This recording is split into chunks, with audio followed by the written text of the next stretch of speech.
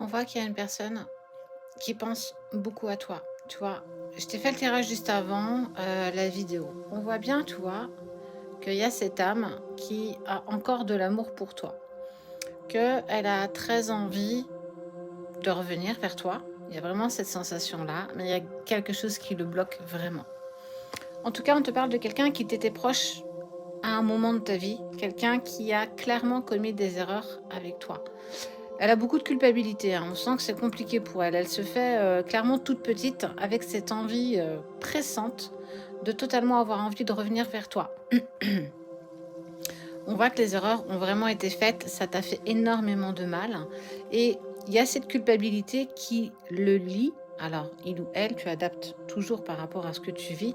Et que il sait bien qu'il est arrivé à un point de non-retour et que peut-être toi, ben, il a cette sensation que tu passes à autre chose, que tu n'es plus dans le voile d'illusion, que les choses sont en train de se mettre en place pour toi parce que tu as enfin compris que tu avais des choses à mettre en place. C'est quelqu'un qui n'a pas réussi à t'oublier, à te laisser derrière toi.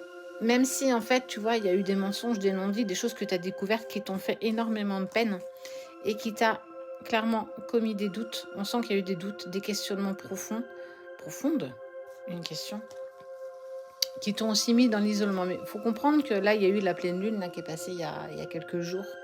Et on sent bien que la pleine lune l'a pas aidé non plus, hein, à analyser ce qu'il ressent, ce qu'elle ressent pour toi, parce qu'il y a cette acceptation d'avoir fait n'importe quoi, de t'avoir fait beaucoup de mal, d'avoir commis des erreurs. Et clairement, lui ou elle sait que toi, tu es clairement en train de faire des choses pour toi. Je te le disais juste avant, on sent que tu n'es plus dans l'illusion de quoi que ce soit. Et c'était quelque chose qui t'était clairement nécessaire, qui est venu totalement se mettre en diapason avec toi. Et ça, bah, c'est quelque chose pour lequel il est un petit peu dégoûté parce que tu prends ton envol. Ce qui est sûr, c'est qu'aujourd'hui, vous êtes dans du silence et de la distance. Ça fait un petit moment hein, que vous n'avez plus de nouvelles. On n'est plus sur quelque chose qui est récent. On est vraiment sur de la distance et du silence profond qui est là depuis un petit moment.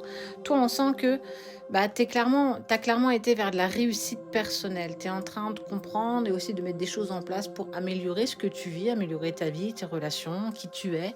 Tu as compris la valeur que tu prenais.